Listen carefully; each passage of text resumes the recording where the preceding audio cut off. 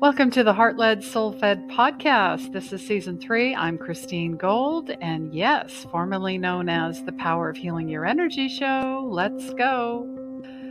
This is a live show and podcast all about love, light, intuition, and your soul's purpose. Kute Blackson is a transformational truth teacher, speaker, visionary, and guide. National best-selling author of the books You.Are.The.One and The Magic of Surrender. He's been featured on Larry King, Dr. Drew, iHeartRadio, Hay House, and more.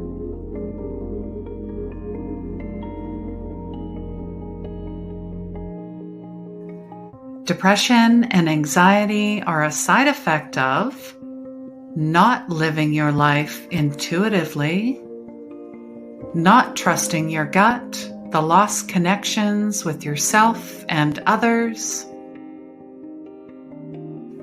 And I truly believe healing is the end of conflict within yourself, and that healing begins where the ego ends.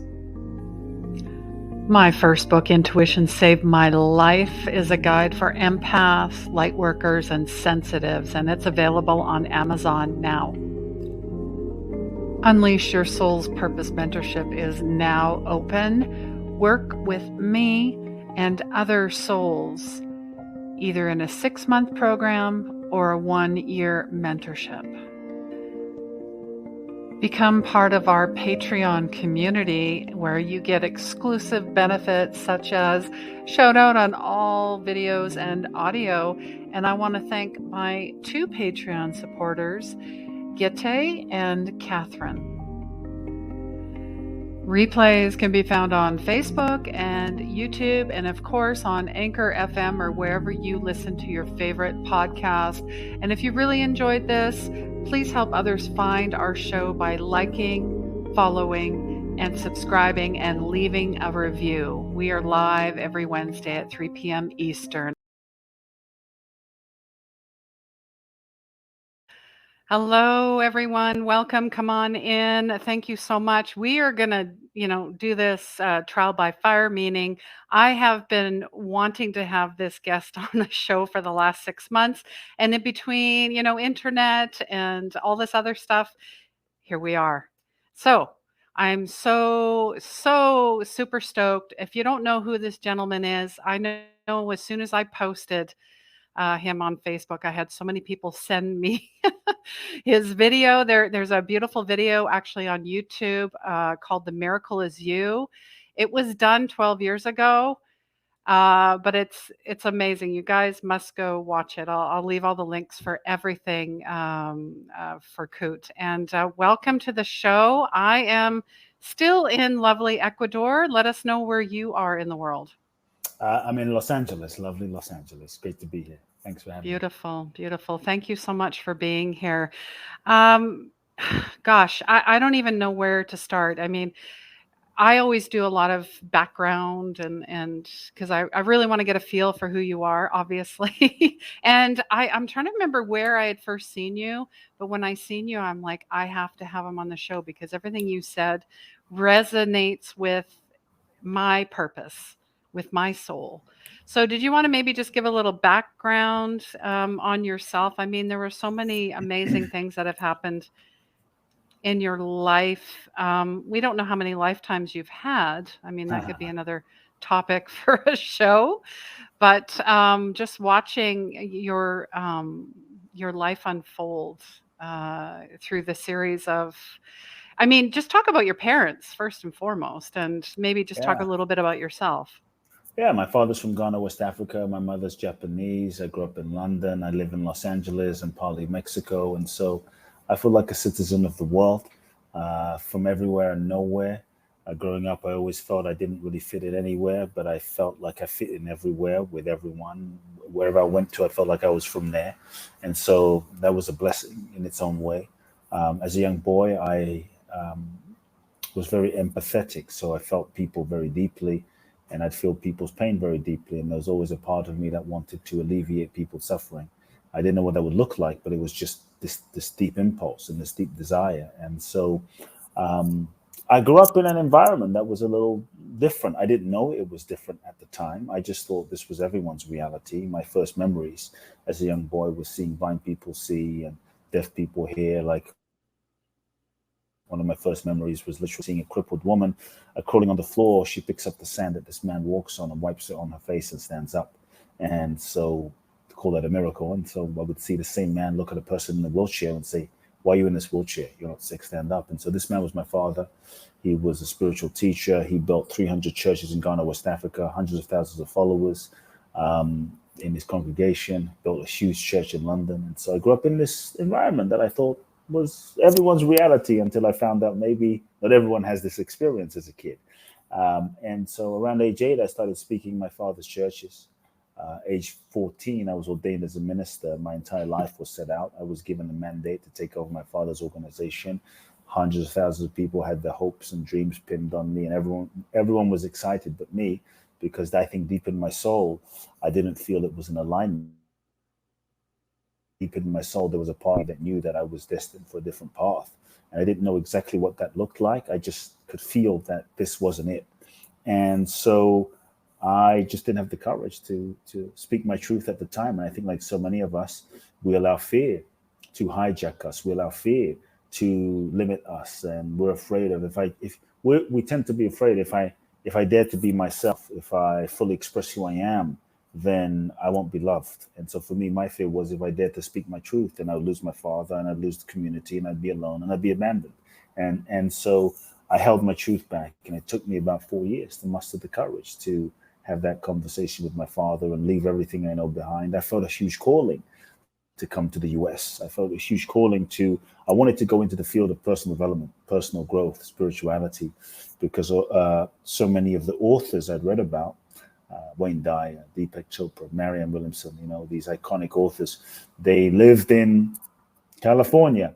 And my vision, I felt my soul started pulling me to come here. And sometimes I think what your soul guides you to do doesn't always make sense to your mind. What your soul guides you to do isn't always convenient. But I really believe that when you follow your soul, you will always end up in the right place, even though the route that you take may not always make sense to your logic. And I knew what I had to do, which was have that conversation. I looked into my future, and I saw that I could be successful by the world standards and follow the expected path, take over my father's church. But if I didn't have my soul, if I didn't have myself, if I didn't have my integrity, then what kind of success is that anyway?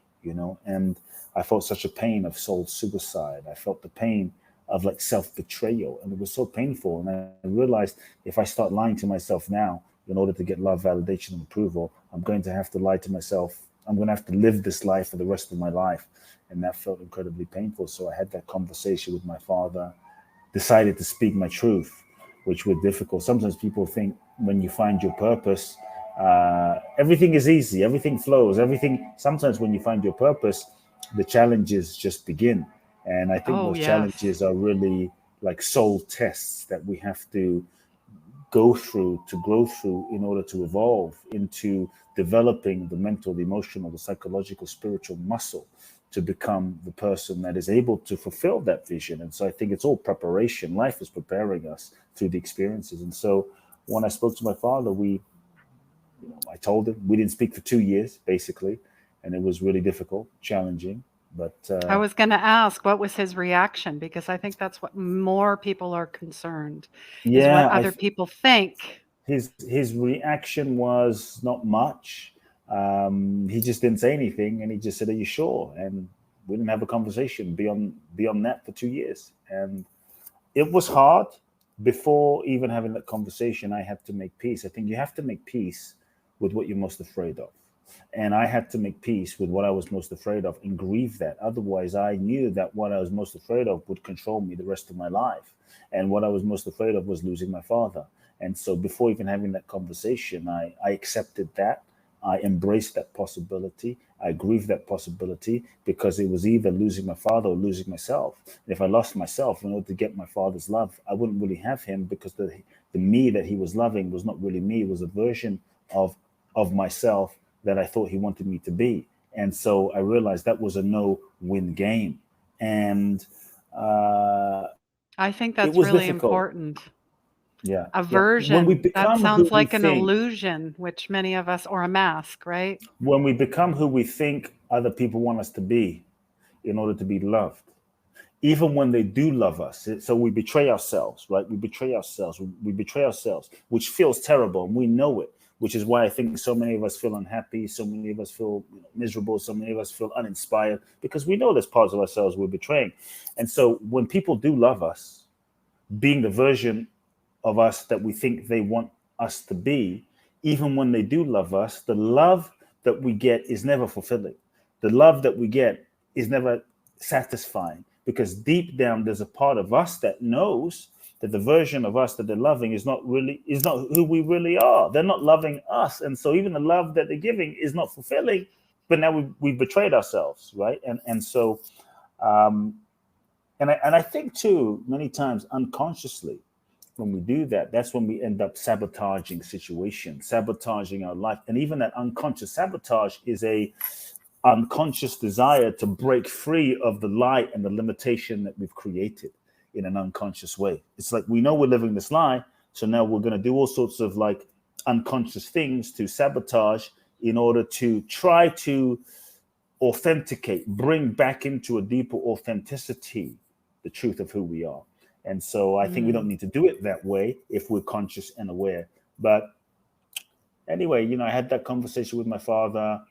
Long story short, ended up winning a green card in the green card lottery. And that's what brought me to the US, and came to the US and found many of the teachers, the mentors, the authors, studied with some of them, and then traveled to places like Thailand and Israel in search of answers, ended up in India. And that's what really cracked me open. But I believe that if you truly want to free yourself, to be fulfilled, to be happy, to be free, to live authentically, to manifest that next level. I think one of the things that stops us are all the lies that we tell ourselves as human beings. In so many ways, we lie to ourselves, and we don't even know that we're lying. We think that what we feel is what we truly feel. We think that who we are is who we really are, and it's not. It's often just a conditioned version of ourselves. And so, I think that if we really want to break through, we have to just start looking at, okay, what lies am I telling myself? What am I pretending to not know? Because many times we won't tell ourselves the truth because we're afraid of the consequences of the truth. We stay in relationships that we know aren't aligned and right. We work jobs that we know aren't authentically the authentic expression of our purpose, wondering why am I not happy? And so if we can just start with, what lies am I telling myself? What am I pretending to not know? Because sometimes the ego will create a smoke screen of confusion that allows us to not have to face what we need to face. And it's a protective mechanism. And so then I'd invite people to sit with, what are the lies I'm telling myself costing me? What is it costing you? Because there is a cost. There is a psychic, mental, emotional, physical, many times on a physical level, there is a cost in betraying ourselves and lying to ourselves. And I think the pain, when we lie to ourselves, it is painful. It's meant to be painful. The pain is a blessing. The pain is a gift. The pain is simply showing us that we are not living in alignment. The pain is showing us that we're not being authentic. The pain is a messenger. And I think what we have to stop doing is cultivating a relationship with the pain where we can heed the signal of the pain and course correct. But what we tend to do as human beings, which keeps us stuck even more, is we tend to suppress the pain, deny the pain, disconnect from the pain, drink it away, sex it away, drug it away, social media it away, meditate it away, eat it away, so we don't have to feel and deal with it. But I think if we're willing to just acknowledge the truth and feel the pain, that starts a process inside. We can just say yes. And I would also just add, take the pressure off of yourself from having to even take any action. Sometimes the fear of taking action is what stops us from getting in touch with our truth. But if we can take the pressure off of ourselves and say, okay, I don't have to act, but let me just acknowledge the truth. The truth might be, I'm no longer in love with my spouse. Just feel that. I'm no longer in love. So acknowledge that, feel that, be with that. I'm not in love anymore. And feel what comes up. That starts a process. Like, I hate my job. It's not a line.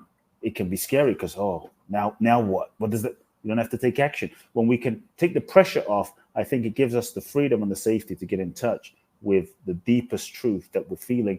That's then we can deal with that, basically. Yeah, and I heard a lot of truth in that. I work with a lot of moon energy, and yesterday we had the super moon, and it was all about truth. Uh-huh.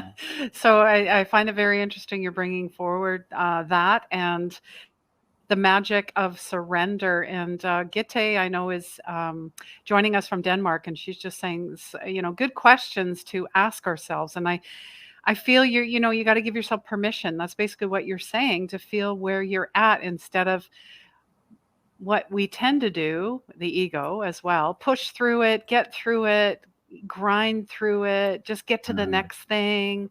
There's no meandering with that space. That and I actually have quite a few clients that are talking about the in between. There's the past, there's the future. They're like, "What's next?" They're feeling like so freaked out because they don't know what's going to happen right, or right, where they're right, going or right. Yes, yes. Yeah, I think you don't have to know where you're going in order to get to exactly where you need to be. There's a part of us that knows, and sometimes even when we think we're lost, we're actually closer than we might think.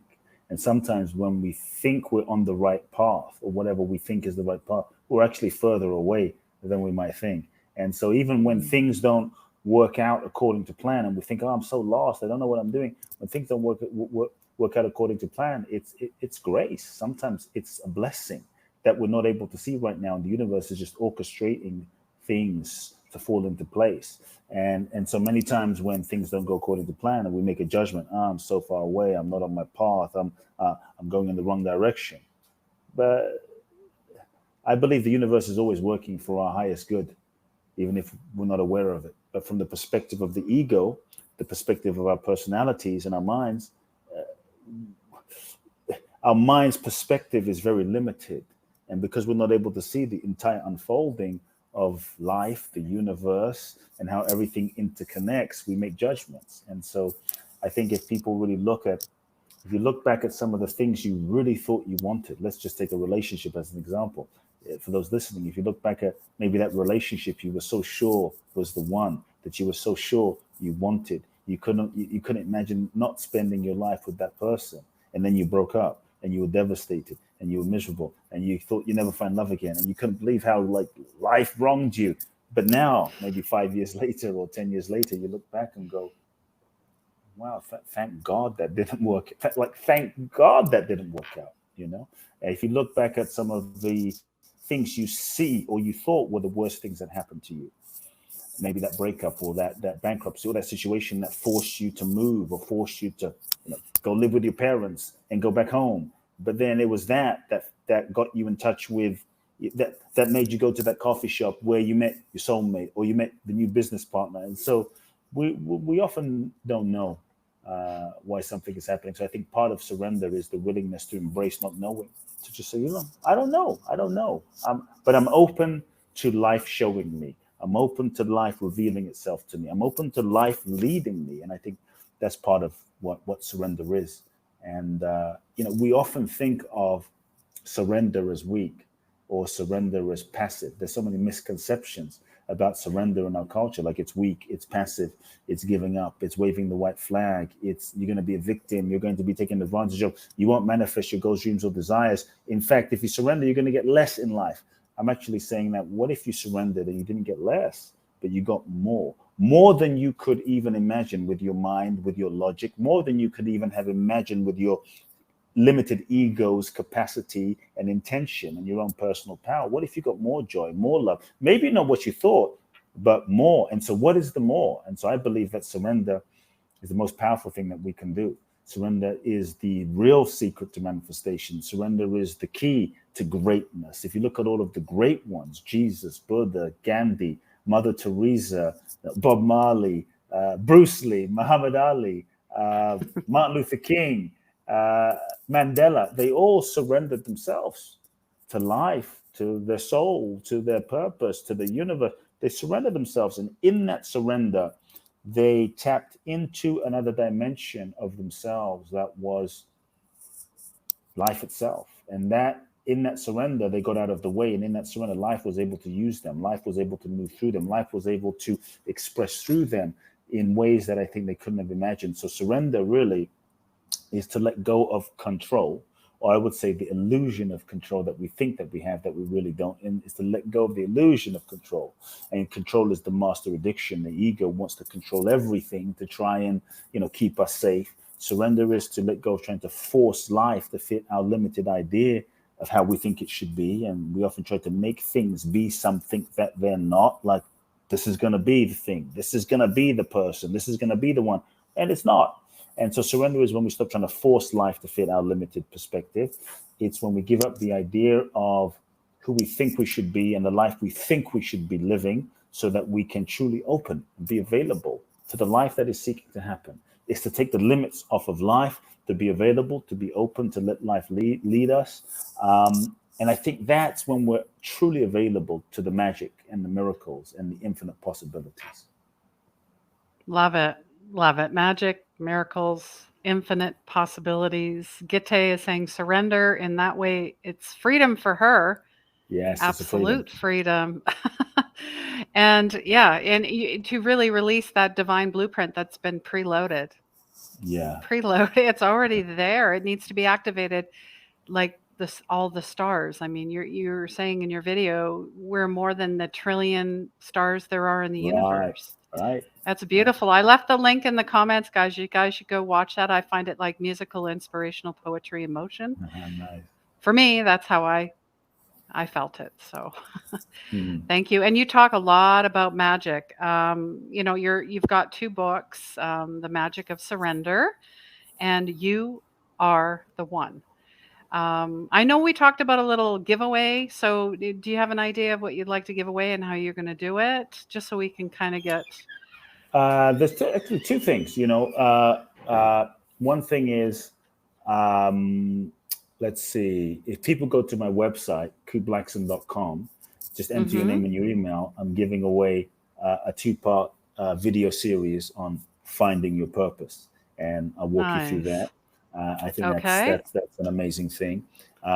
Also, I'm doing a very special free live online event, so giving away. It's 5 days on how to surrender, and it's called the Surrender Summit. And so people can get access That's right. to an entire week of profound giveaways. I'm bringing on friends who are going to inspire you and give you things as well.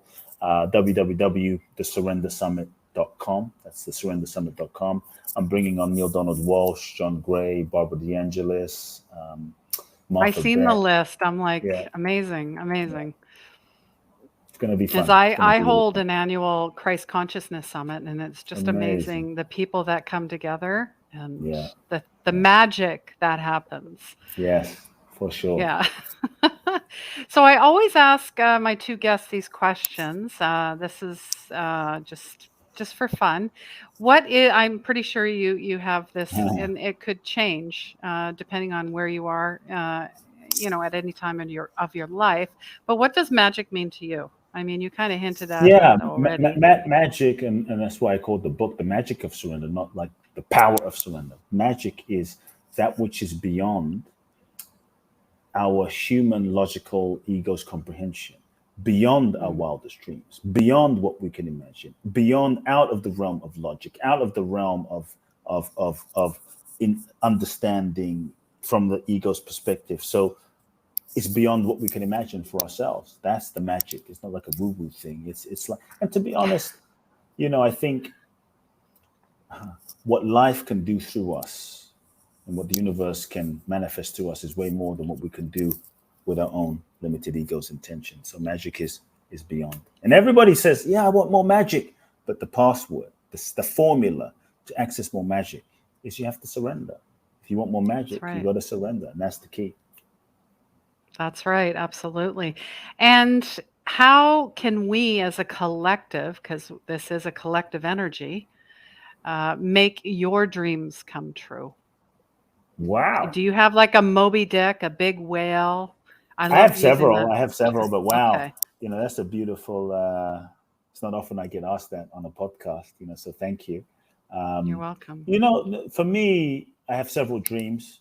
It will take another episode to go into them.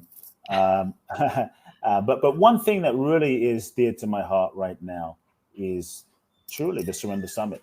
I feel that's a dream to not. I've created different summits, but it's a real dream to create a summit that is dedicated to surrender, because I feel based on where the world is right now, based on what we're going through as a humanity right now, we are being initiated into a whole new consciousness, a whole new quantum shift in terms of a way of living as a humanity, from the ego based paradigm to living in alignment with life and the universe. You talk about in Christ consciousness, the consciousness that perhaps was gestated in the Himalayas with the saints and the gurus and what have you, is now all of us are being invited to crack open to to to realize that dimension of our own Christ consciousness in everyday life, not just on a yoga mat or on a mountaintop. And so I feel that the key for us as a humanity is surrender. And so, there's lots of summits that are created about making money and achieving your goals. But I really felt from my heart the importance of an experience that helps people surrender and ushering in a new way of living in harmony, intuitively living in harmony with life, letting life guide you, letting life lead you rather than the other way around. And so for me, a dream is to have as many people come to the summit as possible, the Surrender Summit. And so that's a dream. So, a support would be come to the summit, spread the word about the summit, post about the summit. It's free. I just want as many people to access the Surrender Summit. Well, I will be there just like Thank everyone you. else. Whether, if you're on the replay or you're joining us live, let us know either way. I want to see you there. So I'm absolutely, it's about cross pollination. We are, this is the golden age, as they call it. This is the new earth. And how is that going to be birthed by, the Yes. community, Yes. us together? We're not meant to do anything alone. Mm, absolutely. Well, I wanna thank you so much for joining me, and I definitely look forward to supporting you any Thank way you. that I can. I know that you have some experiences. I checked online. You have Tulum and Bali, and you have all these coaching programs Yeah. and family stuff. Do you want to talk a little bit more about that and Yeah. how people can get a hold of you? Yeah. All I'll say is people can go to my website, kuteblackson.com. All the info's there. One of the deepest levels of my work, for those that might be interested or feel a calling to go to the next level of life and transform, uh, at least pre-COVID, and we're back again. So twice a year, I do an event to Bali. It's 12 days in Bali. I use Bali as a seminar room, the transformational seminar room without walls, to facilitate a experiential, immersive, transformational healing, unconditioning process that helps people free themselves from their past and connect to their true essence and share that with the world. So it's called Boundless Bliss Bali. We have visionaries, leaders, celebrities, billionaires, athletes, mothers, students, everyone and everything in between. All ranges of humanity have come on this journey, and it's been truly miraculous to see the transformation. So it's one of the deepest things I do. 12 days intensive. www.boundlessblissbali.com. You can apply. We go in July and we go in December. Amazing, amazing. That's interesting that, Bali was something I had put up on a dream vision map when I first started in 2018. Yes. And I had picked October 2020. That's funny. But I know I'll get there. And I have been to Tulum, Awesome. so this Awesome. is interesting. Well, thank you so much for Thank your you so much. time. Appreciate Like I you. said, you guys, you know how to get a hold of him. I've left all of his websites, all of his information. If you have questions, comments, feedback, share them here or wherever. Reach out to us. We're not going to leave you hanging. And thank you so much for your time. And please remember, healing begins where the ego ends. And let me be your soft landing. Take care.